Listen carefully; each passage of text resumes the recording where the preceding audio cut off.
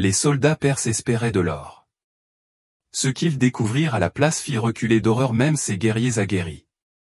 C'était en octobre 539 avenue Jésus-Christ. Babylone venait de tomber. Tandis que la ville brûlait au-dessus, une escouade de chasseurs de trésors descendit dans les chambres oubliées sous le temple de Marduk. Leurs torchers vacillaient sur la pierre ancienne tandis qu'ils s'enfonçaient dans des siècles de poussière et de débris. « Monsieur, par ici !» La voix du plus jeune soldat se brisa. Il creusait ce qui ressemblait à un refuge. Des poteries brisées, du bois pourri, les détritus d'un empire agonisant. Mais sa pelle avait heurté autre chose. Des ossements. De petits ossements. Trop petits. Le capitaine s'avança, et c'est là qu'ils virent clairement. Un squelette, incontestablement celui d'un enfant, enfoui parmi des idoles brisées et des restes d'animaux. Mais c'était ce qui entourait les os qui leur glaçaient le sang. Des tablettes d'argile, des dizaines, jonchaient le corps comme des feuilles. Le capitaine en souleva une d'une main tremblante. La forme de la cunha était grossière, sculptée à la hâte, mais le message était clair. Il est en dessous. Une autre tablette, ne réveillez pas ce qui dort en bas. Et une autre, la 13e lune apporte son retour. Les soldats échangèrent un regard. Ils étaient venus pour un trésor babylonien. Au lieu de cela, ils avaient découvert quelque chose que le plus grand empire du monde avait désespérément tenté de cacher. Quelque chose de si terrible que les prêtres l'avaient enterré en secret, l'entourant d'avertissements. Mais cette histoire ne commence pas ici, dans les ruines. Tout commence 13 ans plus tôt, avec un garçon qui voulait simplement rendre sa mère fière. Comment un garçon a-t-il pu se retrouver enterré en secret sous le temple le plus sacré de Babylone? Quelle terreur était si grande qu'un empire a tenté d'en effacer la mémoire? La réponse se trouve dans l'un des chapitres les plus sombres de l'histoire. Un rituel si horrible que ceux qui y ont survécu ont choisi la folie plutôt que la mémoire. Le matin où ils sont venus le chercher, les oiseaux ont cessé de chanter dans la cour, comme si la nature elle-même savait ce qui allait arriver. Il s'appelait Shamashidi, il avait 13 ans et, jusqu'à ce matin-là, sa plus grande inquiétude était de savoir si son père le laisserait l'aider à l'étal du marché. Il moulait de l'orge avec sa jeune sœur lorsque la délégation du temple arriva. 3 prêtres en robe blanche, 2 gardes du temple, et derrière eux la sélectionneuse, une femme dont les yeux avaient vu trop de garçons enlevés, trop de mères pleurer. Nous cherchons celui qui est marqué par le ciel, annonça-t-elle, bien que chacun comprenne ce que cela signifiait. Des garçons vierges, purs, épargnés par la corruption du monde. Le temple avait toujours eu besoin d'eux pour des raisons sacrées. Sa mère apparut dans l'embrasure de la porte, et son visage se vida. Shamashidi n'oublierait jamais ce regard. Le moment où une mère réalise qu'elle est sur le point de perdre son enfant à jamais. « Pas mon fils », murmura-t-elle, puis plus fort. « S'il vous plaît, pas mon fils. » Mais les prêtres avaient des moyens de trouver ce qu'ils voulaient. La sélectionneuse se déplaçait dans leur petite maison comme un chat en chasse, examinant chaque enfant. Elle passa outre sa sœur, trop jeune. Son frère aîné, récemment marié, fut ignoré. Puis son regard se posa sur Shamashidi. « Celui-là, dit-elle simplement. » Ce qui suivit fut le chaos. Sa mère se jeta entre eux, suppliant, offrant tout ce qu'ils avaient. Son père essaya la raison, puis les pots de vin, puis les menaces. Mais la parole du temple était absolue à Babylone. « Tu mérites d'être honoré, dit le grand prêtre d'une voix sans chaleur. Ton fils servira les dieux eux-mêmes. » Shamashidi regarda sa mère s'effondrer tandis que les dieux s'avançaient. Elle lui saisit les chevilles, et pendant un instant, il pensa que son amour pourrait le sauver. Mais des mains puissantes l'éloignèrent, et le cri de sa mère serait le dernier son d'amour qu'il entendrait. Ils l'enjolivèrent de belles paroles, élu, béni, devoir sacré. Mais elle avait entendu les murmures. Les garçons choisis pour les rituels intérieurs du temple ne revenaient pas. Oh, parfois, leur famille apprenait que leur fils était devenu un serviteur de Dieu, mais les garçons eux-mêmes ne les revoyaient jamais. Tandis qu'ils le promenaient dans les rues de Babylone, les citoyens détournaient le regard. Tout le monde savait, mais personne ne parlait. Le pouvoir du temple était absolu. Ses secrets étaient plus sombres que le fleuve la nuit. Shamash-Di s'efforçait de tout mémoriser. L'odeur du pain des boulangeries, le bruit des marchands marchandant, la sensation du soleil sur sa peau. D'une certaine manière, il sentait que ses plaisirs simples allaient disparaître à jamais. Ils traversèrent le marché où travaillait son ami Enlil. Leurs regards se croisèrent un instant avant que le père d'Enlil ne le ramène à l'intérieur de leur étal. Le message était clair, oublie que tu le connaissais. Ce qui l'attendait dans le temple était pire que la mort. La mort, au moins, était compréhensible. Ce que le temple faisait aux jeunes garçons vierges subsistait dans les murmures et les cauchemars, dans les murmures entrecoupés de prêtres qui buvaient trop de bière et parlaient de choses qui ne devraient pas exister. La sélectionneuse marchait devant, ses cloches de cuivre résonnant à chaque pas. Ces cloches, les mères de Babylone en connaissaient le son. Il signifiait un autre enfant enlevé, une autre famille détruite. Un autre sacrifice au Dieu dont la faim semblait insatiable. « Où allons-nous » demanda-t-elle finalement. Le sélectionneur ne se retourna pas. « Pour servir ton dessein. » « Quel dessein ?» Elle se retourna et, l'espace d'un instant, il vit une pointe de pitié dans ses yeux anciens. « Le but pour lequel tu es né, mon enfant, la raison pour laquelle le ciel t'a marqué. » Ils approchaient maintenant du complexe du temple, dont la ziggourate s'élevait telle une montagne de boue, de briques et d'ambition. Shamash-Di était déjà venu ici. Bien sûr, tous les citoyens venaient pour les fêtes publiques. Mais il se dirigeait vers une entrée différente, qu'il n'avait jamais remarquée.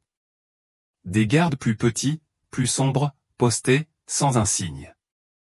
Où étaient les autres garçons qui avaient été emmenés? En 3 ans de sélection, 12 garçons avaient franchi ces portes. Aucun n'avait été revu. Leur famille avait reçu une compensation, des menaces de silence, et rien de plus. Les gardes s'écartèrent. La petite porte s'ouvrit comme une bouche.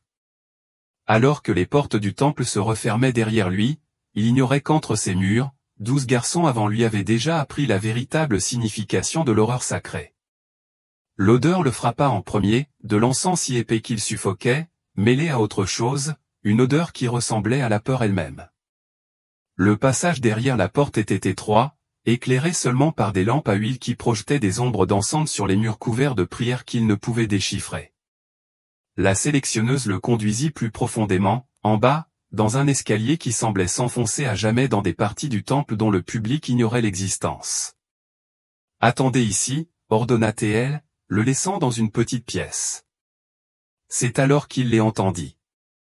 Des voix jeunes, chantantes ou non, pas chantantes, répétant sans cesse les mêmes mots dans une langue antérieure aux Sumériens anciens. Le son lui donna la chair de poule. Une porte s'ouvrit et un autre garçon apparut, peut-être 14 ans, mais ses yeux semblaient plus vieux de plusieurs décennies, son crâne rasé, son corps drapé dans une robe brune rugueuse qui ne cachait pas vraiment sa maigreur. « Un nouveau » demanda le garçon. Sa voix était rauque, comme s'il avait crié ou n'avait pas parlé depuis des jours. Shamash-Di hocha la tête, incapable de trouver ses mots. « Je suis Marduk-Nazir. » Il n'aime pas qu'on utilise des noms ici. Il jeta un coup d'œil nerveux vers la porte. « Viens, ils te voudront d'abord nettoyer. Propre. Purifié. C'est comme ça qu'ils disent. » Marduk-Nazir le conduisit à travers un dédale de couloirs. « Tout ce que tu étais avant. Oublie ça. » Cela n'avait plus d'importance. Ils passèrent devant des chambres où d'autres garçons étaient assis dans un silence absolu, fixant des murs couverts de symboles qui faisaient mal à regarder en face. L'un se balançait d'avant en arrière, serrant quelque chose contre sa poitrine. Un autre traçait des motifs dans l'air de ses doigts tremblants. C'est alors qu'il remarqua les rayures sur les murs. Au début, cela ressemblait à des marques aléatoires. Puis il réalisa qu'il s'agissait d'ongles. Des ongles désespérés qui tentaient de s'enfoncer dans la pierre. « Ne me fixe pas » murmura Marduk-Naria. « Et surtout, ne pose pas de questions sur ceux qui ne sont plus là. » Ils entrèrent dans une pièce plus grande où 6 autres garçons étaient assis en cercle. Tous arboraient le même regard creux, la même maigreur anormale. Tous portaient des robes brunes identiques. Tous avaient des cordons rouges noués autour de la taille. « Frère, annonça Marduk-Nazir, nous en avons un autre. » Les garçons levèrent les yeux avec un mélange de pitié et de soulagement. Pitié pour Shamash-Iddi. Soulagement que le sang frais puisse détourner l'attention du prêtre, ne serait-ce que brièvement. Un prêtre âgé entra, le visage caché par un masque de bronze en forme d'oiseau de proie. Les garçons se prosternèrent aussitôt. Shamash-Iddi, confus, resta debout. La tête du prêtre pencha, étudiant, évaluant. « Tu apprendras, » dit la voix derrière le masque. On aurait dit une meule. Ils apprennent tous. Le garçon qui l'avait averti disparut cette nuit-là. Marduk-Nazir, qui avait fait preuve d'une légère gentillesse, disparut tout simplement entre les prières du soir et les rituels matinaux. Quand Shamash-Iddi demanda où il était allé, les autres garçons firent comme s'ils n'avaient jamais entendu ce nom. « Il n'y a que 8 élus, dit machinalement un garçon. Il n'y a toujours eu que 8 élus. Mais Shamash-Iddi avait compté 9 garçons la veille. Il en était certain. La purification commença aussitôt. Ils le déshabillèrent, brûlèrent ses vêtements, lui rasèrent le corps jusqu'au dernier poil. L'eau dans laquelle ils le baignèrent sentait le lotus et une odeur métallique de sang, réalisa-t-il plus tard. Du vieux sang mêlé à des huiles sacrées. Ils prirent ensuite son nom. Tu n'es pas Shamash-Iddi. Le prêtre masqué, en tenue de cérémonie. Tu es le récipient vide, attendant d'être rempli d'un dessein divin. Des heures de chant suivirent. Les paroles étaient hypnotiques, conçues pour briser les défenses de l'esprit. Plusieurs garçons chantaient parfaitement, la voix vide d'émotion ou de pensée. D'autres marmonnaient, peinant à suivre. Un garçon dans un coin ne chantait pas du tout. Il sourit simplement à quelque chose que personne d'autre ne pouvait voir. Le cordon rouge qu'ils avaient noué autour de sa taille ne se détacherait jamais. Cela vous lie à votre destinée, expliqua le prêtre. Retirez-le et les dieux le sauront. Le châtiment pour un tel sacrilège est créatif.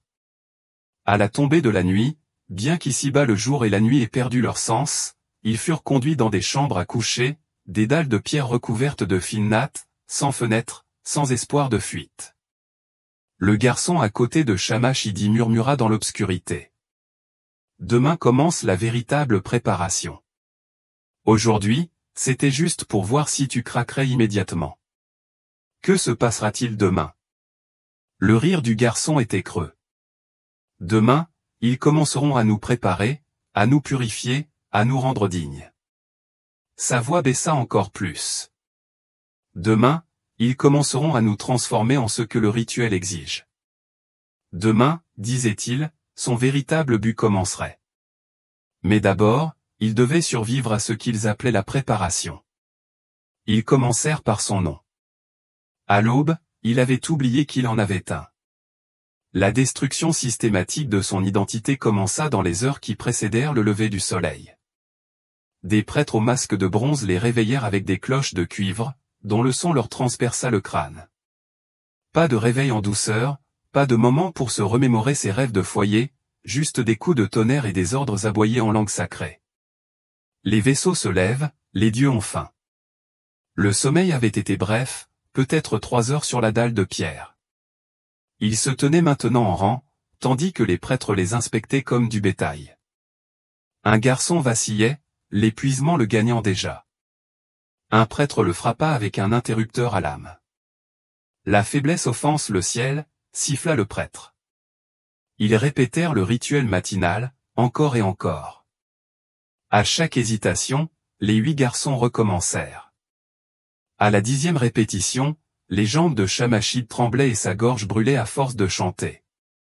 Mais ce n'était que le début. Les jours se bousculaient dans un brouillard de privations et de rituels. Ils étaient constamment en mouvement. Prière, purification, leçons de langue ancienne, encore des prières. Lorsque l'épuisement menaçait de les gagner, les prêtres avaient des méthodes pour les maintenir conscients. Eau froide, tambours bruyants, sifflements aigus sur les épaules. 6 jours sans sommeil, et les murs respiraient. Shamashidi regardait la pierre ondulée comme de l'eau, voyait des visages dans l'ombre murmurer des secrets dans des langues mortes avant la naissance de Babylone. Un garçon, dont il avait dit s'appeler Nabou-Shalim avant qu'il ne le prenne, se mit à rire pendant les prières du soir, non pas de joie, mais avec le rire brisé d'un esprit qui finit par craquer. Il rit, jusqu'à ce que le sang lui coule du nez, jusqu'à ce que sa voix s'éteigne, jusqu'à ce que les prêtres l'entraînent. Au matin, il n'était plus que 7. Où est-il allé, osa demander Shamashdi. Le masque du prêtre se tourna lentement vers lui. Qui? Le garçon qui avait 7 vases. Il y a toujours eu 7 vases. Mais Shamashidi se souvenait, même si l'épuisement le rongeait. Il s'accrochait à ce souvenir. 8 garçons. Puis 7. Combien d'autres disparaîtraient avant que tout cela ne s'arrête? Ils apprirent ce qui brisait chaque garçon le plus rapidement. D'abord, l'obscurité. Ils l'enfermèrent dans une chambre noire jusqu'à ce que ses cris résonnent dans le temple. Ensuite, l'eau. Ils le maintinrent sous l'eau jusqu'à ce qu'il cesse de se débattre. Puis ils l'ont relevé juste avant que la mort ne le réclame à nouveau. Pour Shamashidi, ils ont découvert son point de rupture par accident. Au cours de la 7e nuit de privation de sommeil, ils ont sorti une boîte contenant des effets personnels pris aux garçons, des objets à brûler, disait-il, ultime lien avec leur vie antérieure. Shamashidi regardait, hébété, jouets d'enfance et souvenirs de famille disparaître dans les flammes. Puis il le vit. Un petit oiseau en bois sculpté par des mains maladroites. Le jouet préféré de sa petite sœur, celui qu'elle serrait contre elle à l'arrivée des prêtres. Non, murmura-t-il, puis plus fort. Non. Il se précipita vers le feu, désespéré de sauver ce dernier morceau de son foyer. Les prêtres le retinrent, mais quelque chose s'était fissuré en lui. Il combattit avec une force née du désespoir, parvenant même à mettre à terre un prêtre avant d'être maîtrisé. C'est alors que commença le véritable entraînement. Ils le placèrent ensuite dans la chambre du silence, une boîte de pierre à peine assez grande pour s'y asseoir, où le son lui-même semblait s'éteindre. Des heures passèrent, des jours peut-être, sans lumière, sans son, sans contact humain. L'esprit commença à se dévorer. Lorsqu'ils le libérèrent enfin, elle resta muette pendant 2 jours. Sa voix, lorsqu'elle revint, était différente, plus âgée, brisée.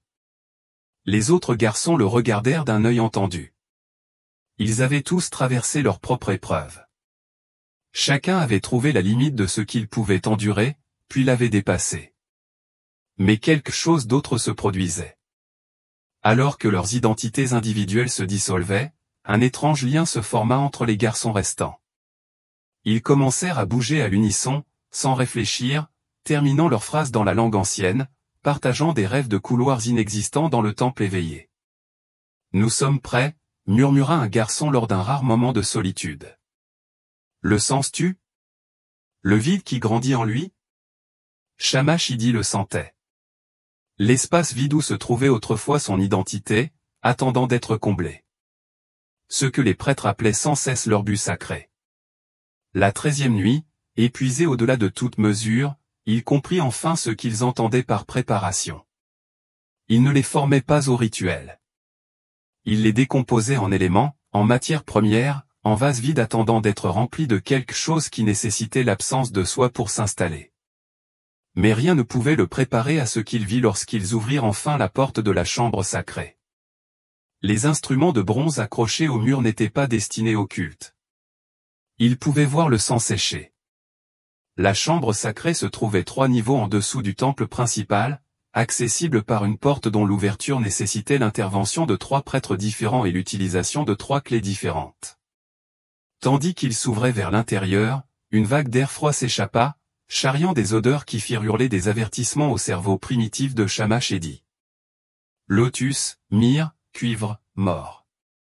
Les 7 garçons furent conduits à l'intérieur en file indienne, tête baissée, les cordons rouges brillants sur leurs robes brunes. Ce que Shamashdi aperçut dans sa vision périphérique le rendit reconnaissant de l'interdiction de lever les yeux. La chambre était circulaire, taillée dans un seul bloc de pierre noire, sans aucun équivalent près de Babylone.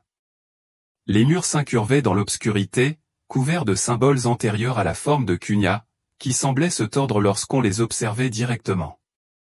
Les instruments, crochets, lames, entraves, étaient tous en bronze, tous gravés de prières, tous marqués des traces de leur utilisation.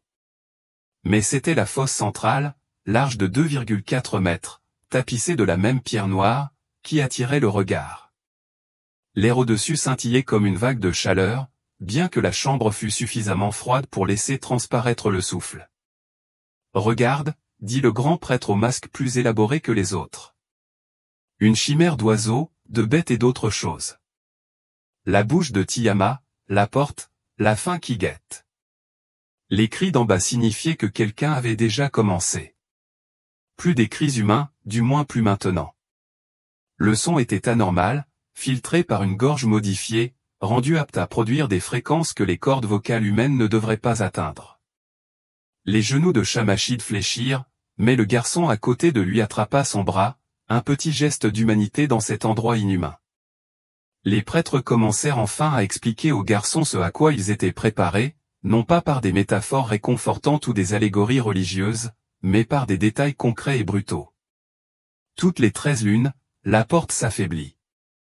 Le grand prêtre dit, « Ce qui dort en bas s'agite, tend les bras vers le ciel, cherchant un passage vers notre monde. Il doit être nourri. Ce n'est pas du sang commun, il n'a aucun goût pour le corrompu. Seuls les purs satisferont.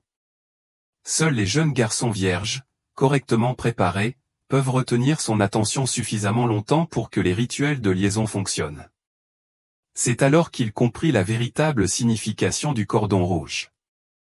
Non seulement un signe de leur statut, mais une laisse, un moyen de les abaisser le moment venu. Les prêtres leur montrèrent les instruments rituels. Chacun avait une fonction spécifique dans la préparation du récipient. Les crochets de bronze les suspendraient à des angles précis. Les lames ouvriraient des méridiens spécifiques, non pas pour tuer, mais pour permettre à l'essence de circuler selon des schémas particuliers.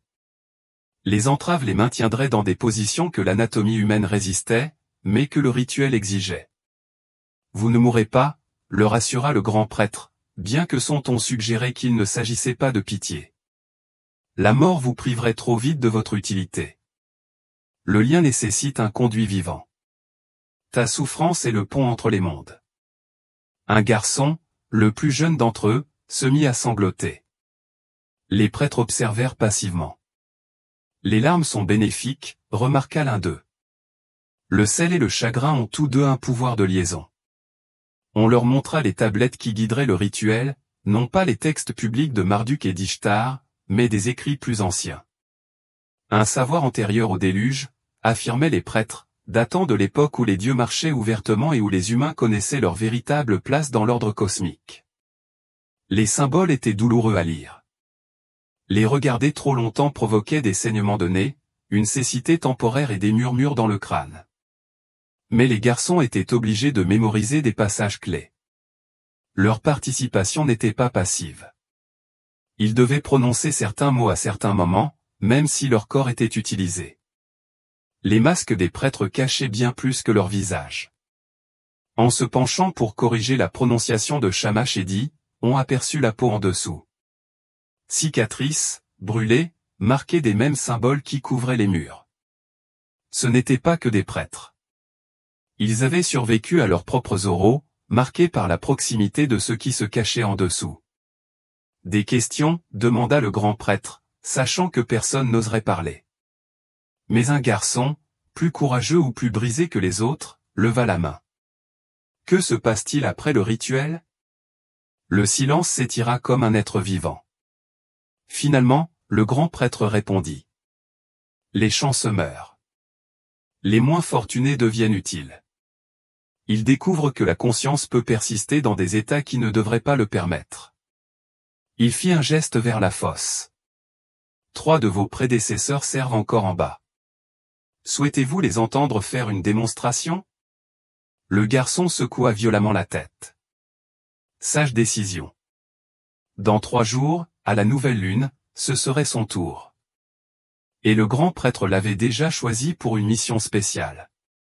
Il trouva Ashur au matin, se balançant dans un coin, essayant de s'arracher les yeux. Il ne les voit plus.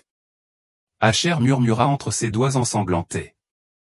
Je ne peux pas les voir si je ne vois pas. Les prêtres l'entraînèrent et, comme les autres, il disparut de leur réalité. Il restait 6 récipients. Chaque garçon se brisa différemment sous la pression de savoir ce qui l'attendait. Les plus forts, ceux qui semblaient les plus résistants, furent souvent les plus brisés lorsqu'ils comprirent enfin qu'il n'y avait aucune issue, aucun espoir, aucun salut divin. Shamashidi assista à la scène en temps réel. Ces enfants n'étaient pas faibles. Ils avaient survécu à la sélection, à la rupture, à la révélation de la chambre sacrée. Mais savoir exactement combien ils souffriraient, compter les heures jusqu'à leur tour, voilà ce qui a finalement détruit des mines déjà poussées à leurs limites. Le premier à tenter de s'échapper fut Nurgulan, un fils de marchand qui avait conservé plus de sa ruse d'antan que les prêtres ne le pensaient. Il avait mémorisé les rotations de garde, noté quel prêtre portait quelle clé, planifiant depuis des jours. Son heure arriva lors de la purification précédant l'aube, tandis que les autres se soumettaient au lavage rituel. Nurgalan saisit un bol de bronze et frappa le prêtre présent au crâne. Le son résonna dans la chambre comme une cloche. L'espace d'un instant, la liberté sembla possible. Le prêtre tomba. Nurgalan courut. Les autres garçons le regardèrent, mêlés d'espoir et de terreur, courirent vers la porte. Les gardes trouvèrent le tunnel, mais pas avant que Nurgalan ne soit allé plus loin que prévu. Il avait atteint les étages supérieurs et pouvait apercevoir la lumière du jour par une fenêtre. Lorsqu'ils le descendirent, ils forcèrent les autres garçons à assister à la suite. Pas la punition complète qui avait eu lieu dans les chambres, dont même les prêtres parlaient à voix basse, mais suffisante. Ils lui brisèrent les jambes d'abord, soigneusement, méthodiquement, pas assez pour le tuer, juste assez pour qu'il ne puisse plus jamais s'enfuir. Lorsqu'ils emportèrent le garçon qui tentait de s'échapper, ses jambes étaient pliées à des angles inimaginables, et il eut de la chance. Après cela, le silence devint leur seule rébellion. S'ils ne pouvaient s'échapper physiquement, ils pouvaient au moins priver les prêtres de la satisfaction de leurs cris. 4 garçons conclurent un pacte, communiqué par des regards et des gestes subtils. Ils ne parlaient pas, ni pendant les rituels, ni pendant les punitions, ni même pendant leur sommeil. Les prêtres tentèrent tout. L'isolement, la famine. Ils suspendirent un garçon par les chevilles pendant 6 heures, attendant que la gravité et la douleur lui arrachent la parole.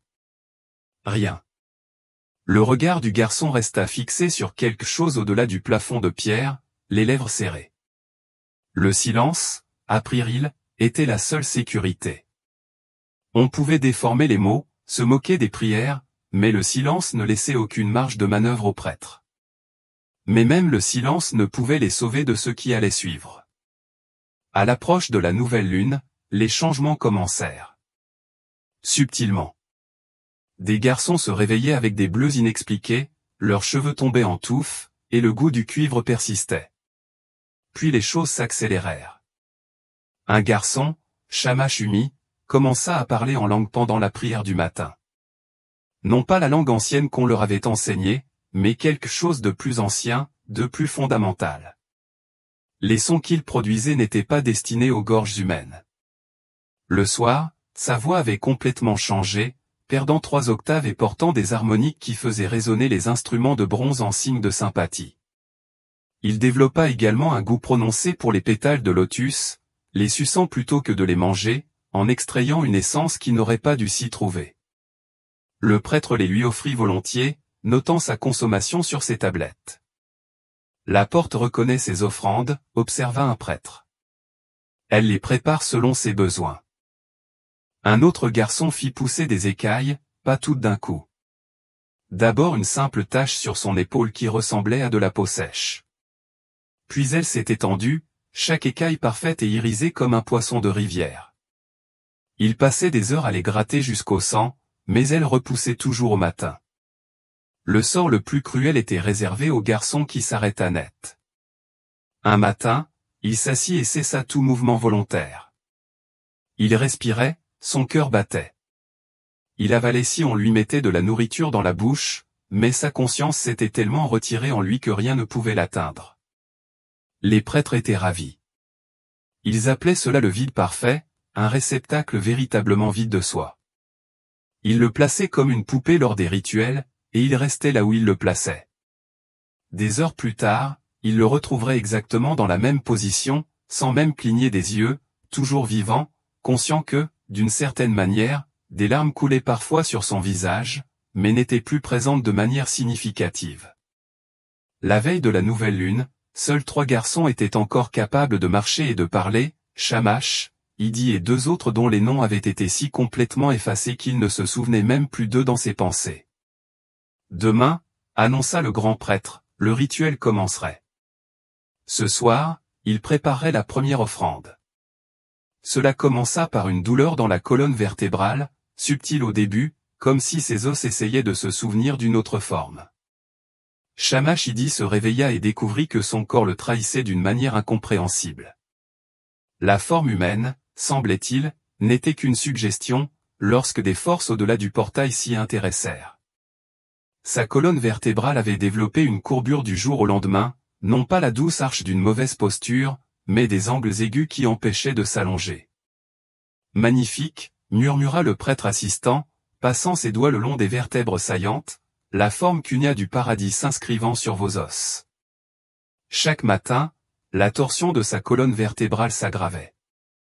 Ce qui avait commencé comme un inconfort devint une véritable agonie, son squelette se réorganisant selon des schémas qui servaient des objectifs que l'anatomie humaine n'avait jamais prévus. Lorsqu'il essayait de se tenir droit, un éclair traversait son système nerveux. Lorsqu'il se penchait en avant, acceptant sa déformation, la douleur s'atténuait jusqu'à devenir tout simplement insupportable.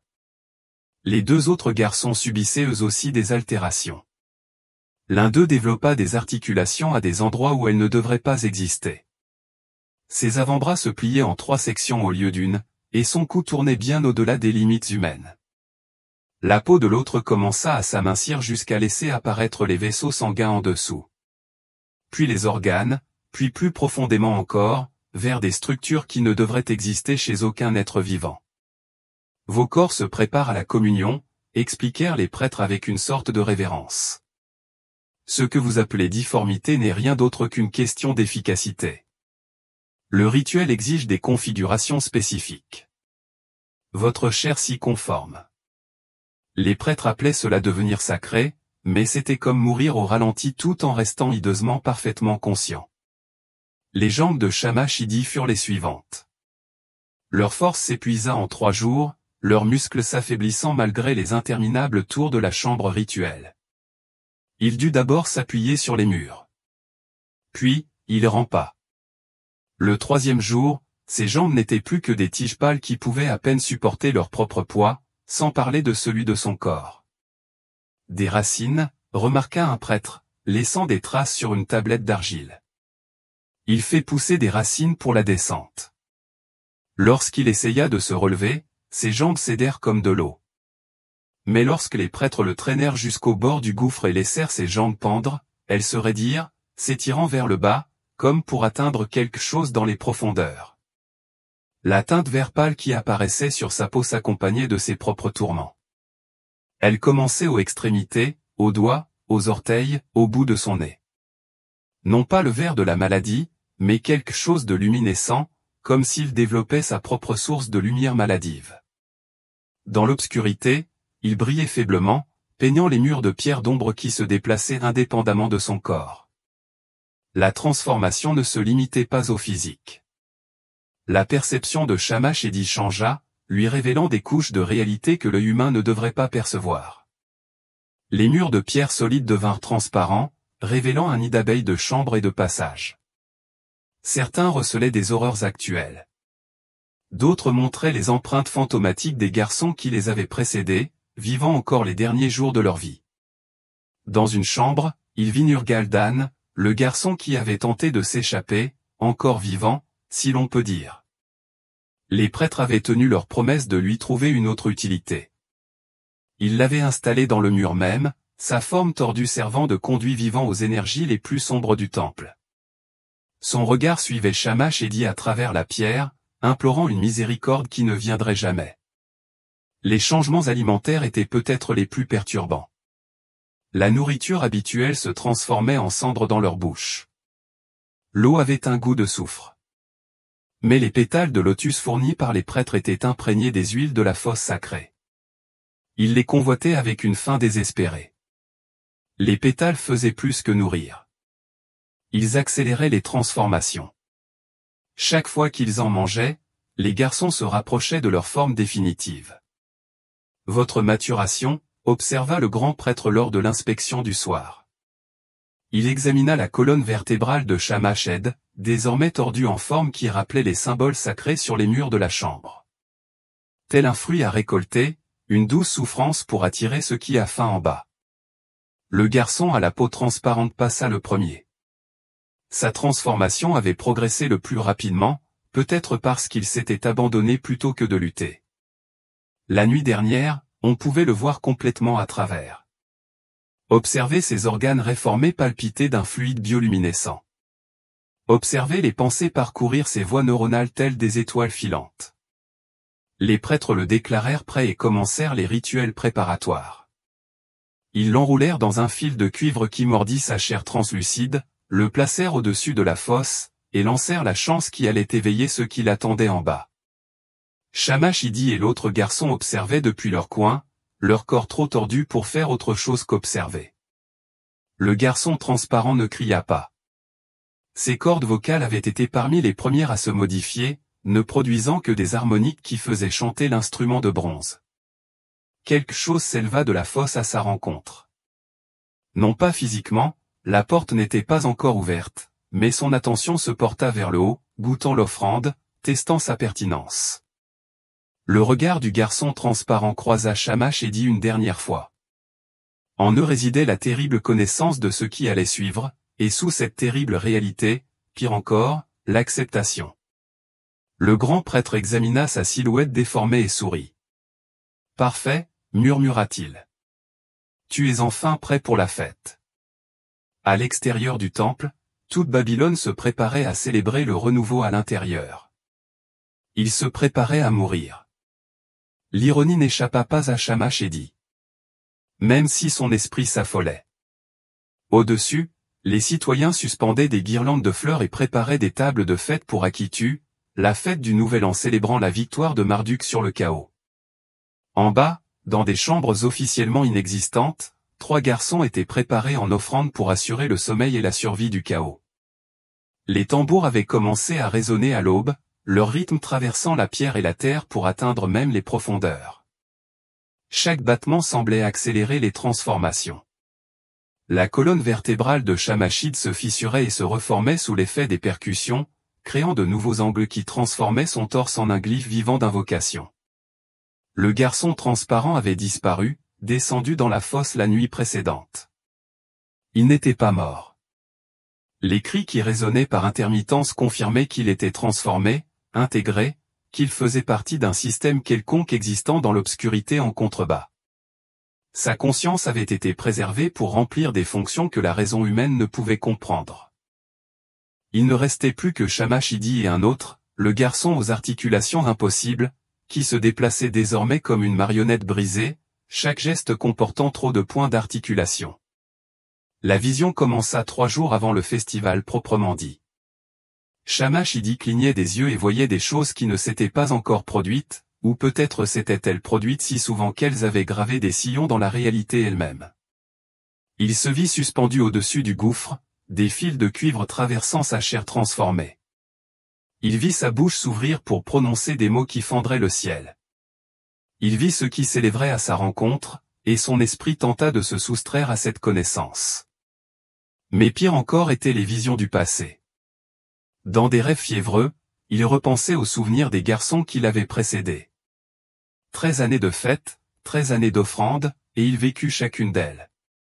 Il murmura 12 noms, et les prêtres pâlirent. Ce n'étaient pas des noms qu'ils avaient enregistrés, ce n'étaient pas des garçons qui existaient officiellement. C'étaient ceux qui étaient morts trop tôt, qui s'étaient brisés trop complètement, dont les transformations avaient mal tourné. Les échecs qu'ils avaient enterrés en secret, dont les os, encore à présent, remuaient sans cesse dans des chambres secrètes. Il voit trop, murmura un prêtre. Le portail le réclamait déjà. Bien, répondit le grand prêtre. Plus le lien était profond avant le rituel, plus le lien était fort. Mais quelque chose clochait dans la transformation de Shamashid. Là où les autres garçons avaient changé selon des schémas reconnaissables, devenant des choses que les prêtres avaient déjà vues, consignées dans leurs textes anciens, Shamashidi devenait quelque chose de nouveau.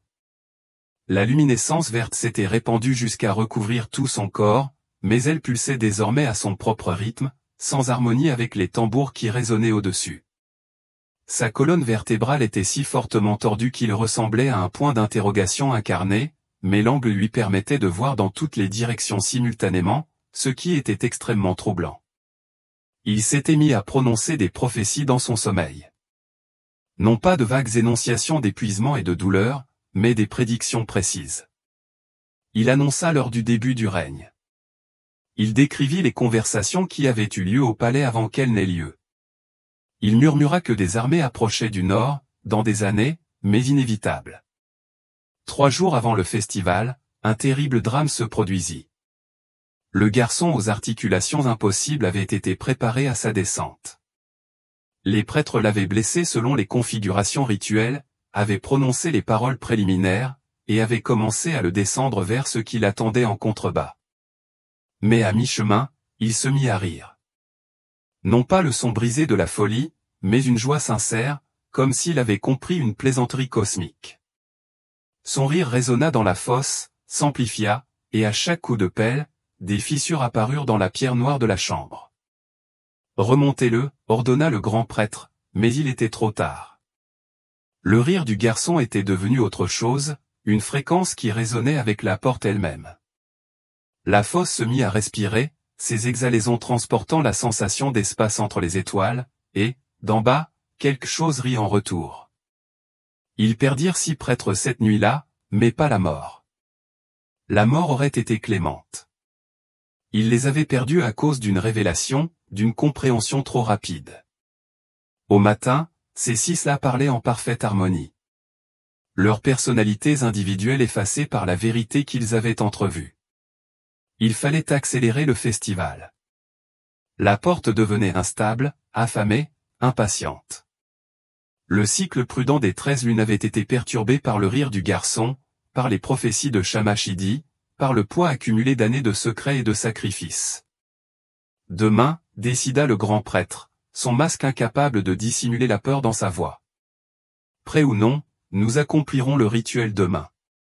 Shamashdi sentit son corps réagir à cette décision. Sa colonne vertébrale craqua une dernière fois, atteignant sa configuration ultime.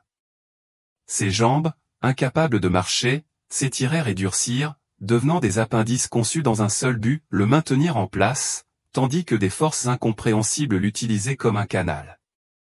Alors que les tambours du festival commençaient à résonner, sa respiration devint saccadée. Le rituel allait commencer immédiatement. Prêt ou non, la dernière chose qu'il entendit fut le grand prêtre jurer. Il mourait trop tôt. Le corps de Shamashidi avait décidé de capituler avant que le rituel ne puisse le récupérer. Sa respiration, laborieuse depuis des jours, se résumait maintenant à des halètements désespérés qui faisaient à peine bouger sa poitrine transformée. La luminescence verte vacillait comme une lampe défaillante, et sa colonne vertébrale tordue commença à se détendre tandis que ses muscles abandonnaient enfin leurs positions anormales. Non, non, non. Le grand prêtre arracha son masque, révélant un visage marqué par la proximité du portail, un œil blanc de cécité. Une peau tendue sur un crâne qui en avait trop vu. Il nous faut le vivant pour le lier. Ils ont tout essayé. Des huiles sacrées se déversèrent dans sa gorge, mais ne firent que remonter, rejetés par un système en train de s'éteindre. Les pétales de lotus qu'il avait tant désirés le rendaient désormais malheureux. Même les fils de cuivre censés conduire les énergies rituelles ne retenaient pas sa chair défaillante. Son dernier souffle survint juste au moment où les paroles sacrées furent prononcées. Les prêtres l'avaient placé au-dessus de la fosse, avaient saisi l'occasion qui ouvrirait la porte, avaient invoqué la faim d'en bas pour se lever et se nourrir. Mais lorsque la dernière syllabe quitta les lèvres du grand prêtre, le cœur de Shamash Edid s'arrêta net. Le silence qui suivit fut assourdissant. Puis un bruit retentit en contrebas. Non pas le frémissement impatient auquel il s'attendait, mais une sorte de déception, comme un prédateur réalisant que sa proie était morte de peur avant que la chasse ne puisse commencer. Le masque du grand prêtre glissa, révélant une terreur pure. Le rituel nécessitait un canal vivant. La porte avait été ouverte. La fin s'exprimait, mais sans canal vivant pour la canaliser et la contenir. Le gouffre se mit à vomir des ténèbres. Non pas des ombres, mais de véritables ténèbres, une substance qui dévorait la lumière, solidifiait l'air, transmettait des murmures dans des langues antérieures au langage humain. Elle montait comme une inondation, et là où elle touchait les instruments de bronze, ils vieillissaient de 1000 ans en quelques secondes. Scellez-la, hurla quelqu'un. Scellez la porte. Mais le rituel avait désormais son propre élan. 13 années de sacrifice avaient usé les frontières. 13 fêtes de nourrissage avaient appris à la créature d'en bas à s'attendre à son repas. Et maintenant, privé de son offrande, il venait la récupérer en personne. Le grand prêtre saisit le corps de Shamashidi, tentant désespérément de le ranimer. Il appuya sur sa poitrine immobile, respira dans ses poumons morts, tenta même de graver des motifs susceptibles de relancer un cœur arrêté. Rien. Le garçon avait disparu, emportant avec lui tout espoir de terminer la ligature. Ils avaient 4 heures avant l'aube pour cacher ce qui s'était passé. 4 heures plus tôt, les festivaliers s'attendaient à entendre les cloches rituelles annoncer un nouveau renouveau réussi. Une nouvelle année de prospérité, achetée au prix du sang innocent. L'obscurité avait maintenant envahi la moitié de la chambre, et des choses bougeaient à l'intérieur. Plus que des formes, plutôt des suggestions d'anatomie qui ne devraient pas exister. Les jeunes prêtres s'enfuirent, abandonnant leur poste. Les aînés tentèrent de préserver leur chance, mais la peur les faisait trébucher sur des syllabes, et chaque erreur aggravait la situation. Le grand prêtre prit une décision désespérée. S'il ne parvenait pas à accomplir le rituel, il pourrait au moins contenir l'épreuve. Il aboya des ordres dans le langage administratif, et non dans le langage sacré, des ordres concrets pour un désastre concret. Brûlez tout, chaque parchemin, chaque instrument, chaque enregistrement de ce rituel. Faites s'effondrer les chambres inférieures. Scellez chaque entrée avec du plomb fondu. Et le corps, il regarda la forme tordue de Shamashidi. Enterrez-le là où personne ne pensera jamais à regarder. Tandis qu'ils enveloppaient son corps dans un tissu rugueux, personne ne remarqua la servante qui observait dans l'ombre, ni la tablette d'argile qu'elle serrait dans ses mains. Elle apportait de l'eau au prêtre, l'une des dizaines de serviteurs du temple dont l'existence était à peine perceptible. Mais elle avait entendu les cris au fil des ans. Elle avait vu des garçons s'enfoncer dans l'obscurité et ne jamais revenir. Et ce soir, elle avait assisté à l'échec final d'un système fondé sur la souffrance innocente. La tablette qu'elle tenait portait un message simple, gravé au couteau de cuisine en forme de cunir maladroit. Sous le temple où l'on brûlait les dieux brisés, un garçon était mort pour nous sauver tous. Il s'appelait Shamashidi. Souvenez-vous de lui. Les prêtres travaillèrent toute la nuit, la terreur leur donnant de la force. Ils effondraient des tunnels, scellèrent des portes, détruisirent 13 années de documents minutieusement conservés. Les chambres inférieures furent inondées de pétrole et incendiées. Pourtant, les cris qui résonnèrent suggéraient que tout n'était pas inflammable là-dessous. À l'aube, c'était comme si les chambres rituelles n'avaient jamais existé. L'histoire officielle était déjà en cours d'élaboration. Un incendie mineur dans les réserves fut rapidement maîtrisé. Pas de quoi s'alarmer. Le festival se poursuivrait comme prévu. Mais la porte, privée de son repas, de son lien, ne se referma pas complètement.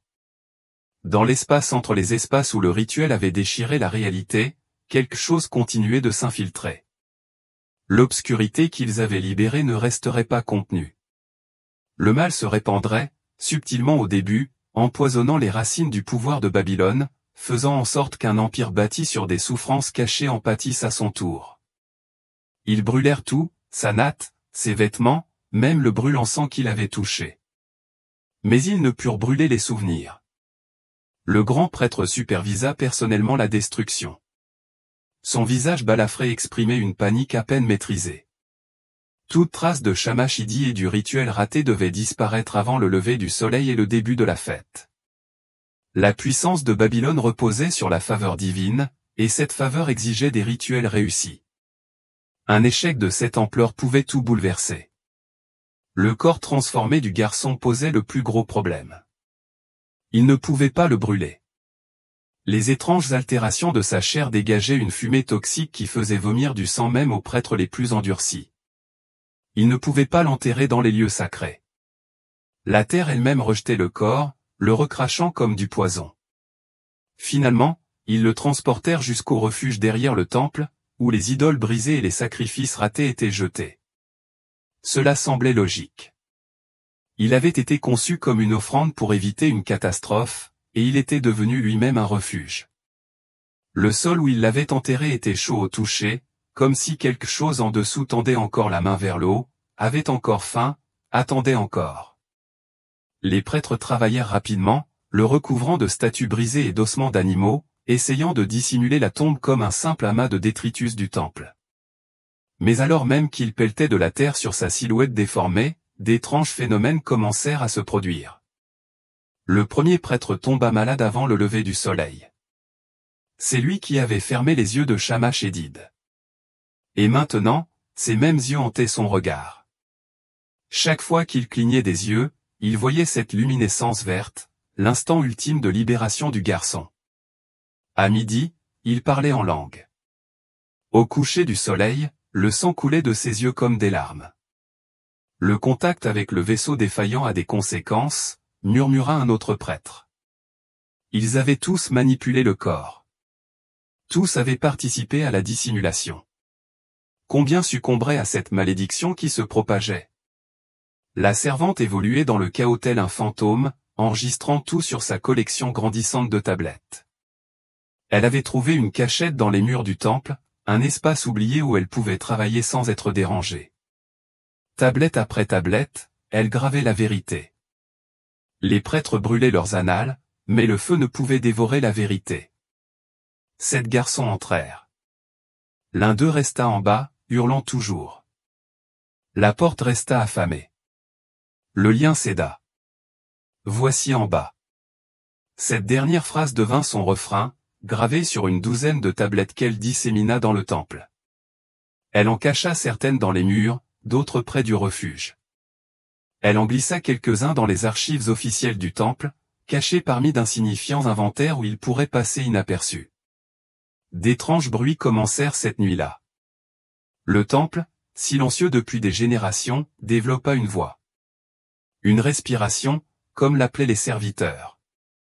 Les murs respiraient, inspiraient, expiraient, comme si la structure entière était devenue un poumon vivant, aspirant l'air vert des chambres qui n'existaient plus officiellement. Le grand prêtre ordonna que les chambres inférieures restantes soient comblées de gravats et scellées.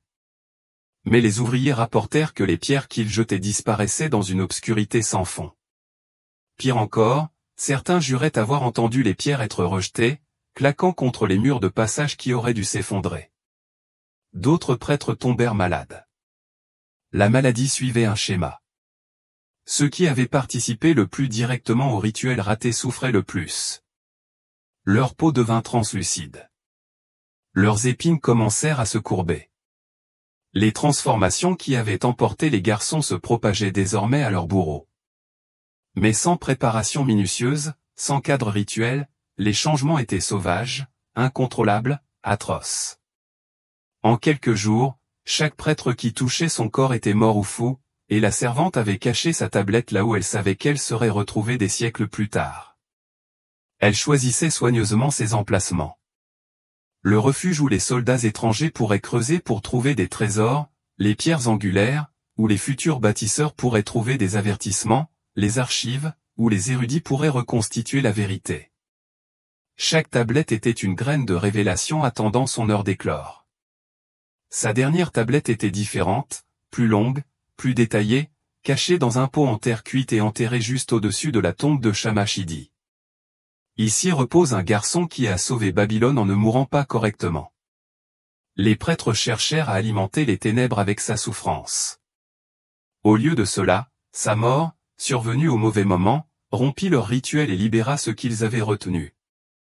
La ville tombera à cause de ce chevalier. L'empire s'effondrera, mais plus aucun garçon ne mourra dans les chambres souterraines. Il s'appelait Shamash-Eddi, fils de Marduk-Balazu, frère de la petite Ishtar, qui sculptait des oiseaux en bois. Souvenez-vous de lui non pas comme d'une victime, mais comme de la clé qui ferma la porte en brisant la serrure. Quand Babylone tombera, sachez que c'est sa liberté qui l'a tué. Il est en bas. Il est en paix. Il est vengé. La dissimulation fut complète à l'aube. La fête continua. Les citoyens célébrèrent, ignorant que 13 années d'horreur cachées sous leurs pieds avaient finalement tourné à la catastrophe. Mais les tablettes des servantes attendaient, patientes comme des graines, prêtes à faire germer la vérité lorsque le tombeau de l'Empire serait enfin ouvert. Le souffle derrière les murs s'apaisa. Mais la troisième nuit, même le roi l'entendit. Ce qui n'était au départ que des sons subtils dans le temple se répandit rapidement dans toute Babylone comme une plaie de murmures. Les serviteurs du palais rapportèrent des murs qui soupiraient. Les marchands du marché entendirent des sanglots sous leurs pieds. Des enfants se réveillèrent en hurlant à propos de garçons à la colonne vertébrale tordue rampant dans leurs rêves. Les prêtres tentèrent de maintenir l'ordre, mais comment expliquer ce qu'ils ne comprenaient pas? L'échec du rituel avait déchiré quelque chose de fondamental dans le tissu spirituel de la ville. La porte, mal scellée, laissait échapper son influence dans tous les domaines. Pierre, chaque rue, l'esprit endormi de chaque citoyen. En une semaine, les transformations commencèrent à se manifester dans la population. Un boulanger se réveilla et trouva ses mains soudées en position de prière. Sa chair fondit et se reforma comme de la cire chaude. Un scribe découvrit que sa colonne vertébrale se courbait selon les mêmes formes cunéiformes qui avaient marqué Shamash-Eddi. Les enfants de l'école du temple commencèrent à parler la langue ancienne sans enseignement. Leurs jeunes voix s'harmonisaient à des fréquences qui brisaient le verre. Les nouveaux garçons sélectionnés pour le rituel moururent tous avant d'atteindre le temple. Non pas de violence ou de maladie, mais simplement par rejet. Leurs corps refusèrent l'honneur. Leurs cœurs s'arrêtèrent, leur souffle cessa. Un à un, ils tombèrent comme des fleurs touchées par le gel. Et aucune intervention sacerdotale ne put les ramener à la vie. Le rituel fut rompu. Le grand prêtre les admit en conseil fermé. La porte rejeta les nouvelles offrandes. Elle exigea ce qui avait été promis. Le garçon, préparé pour 13 lunes, s'est transformé selon les anciens schémas. Il veut Shamash-Eddi. Mais Shamash-Eddi était hors de leur portée. Son corps corrompu pourrissait dans la fosse du refuge. Son esprit avait été libéré par une mort prématurée. Ils ont tenté de l'exhumer, pensant peut-être pouvoir accomplir le rituel avec postérité. Mais lorsqu'ils creusèrent sa tombe, ils ne trouvèrent qu'un tissu vide et une simple tablette d'argile. Il est libre. Vous ne l'êtes pas. Même la nourriture du roi commença à pourrir lorsqu'elle fut bénie par ses prêtres. La cuisine royale rapporta que la viande verdissait, le vin se transformait en sang, le pain développait des moisissures luminescentes. Le roi, qui n'était pas un imbécile, reconnut la défaveur divine lorsqu'elle se manifesta sur sa table. « Que as-tu fait » demanda-t-il au grand prêtre. « Quel péché souille ma ville ?» Mais les prêtres ne pouvaient se confesser sans révéler 13 années d'atrocités cachées.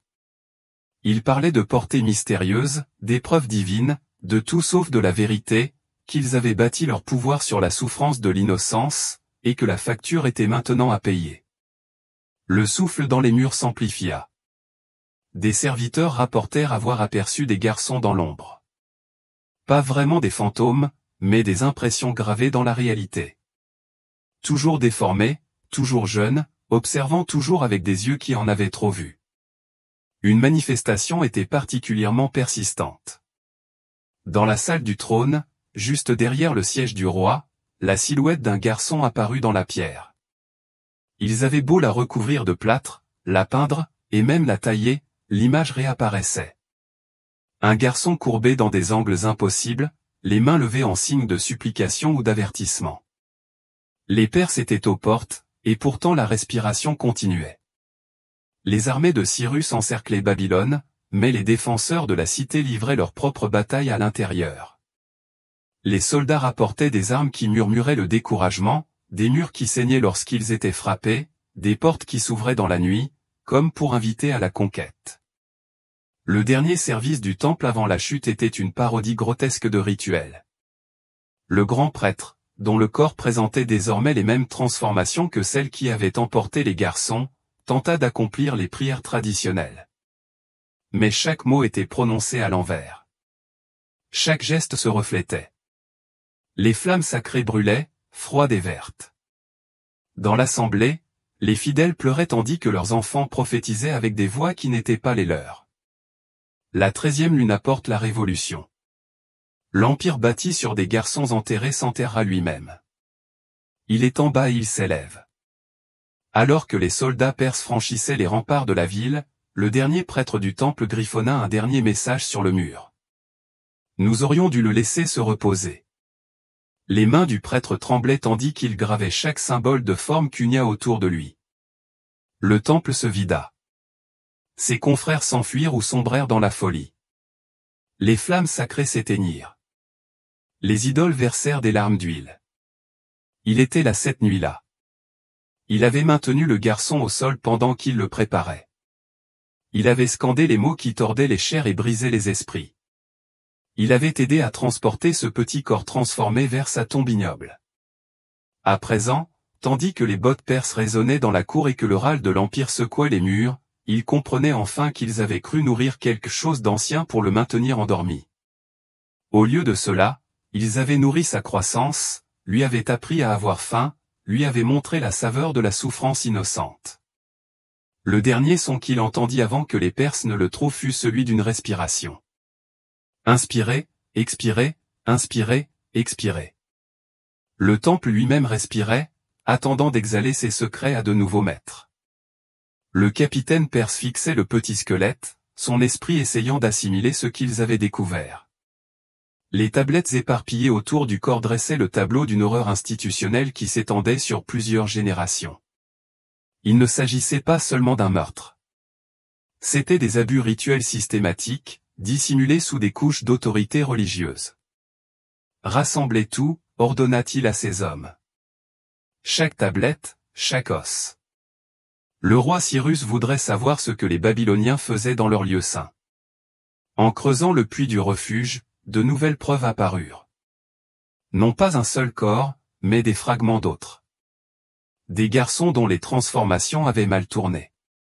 Des récipients défaillants, jetés comme des poteries brisées. Chaque petit squelette racontait sa propre histoire de souffrance, marquée par des courbures anormales de la colonne vertébrale, des articulations pliées à des angles impossibles, des os montrant des signes de transformation rapide et douloureuse.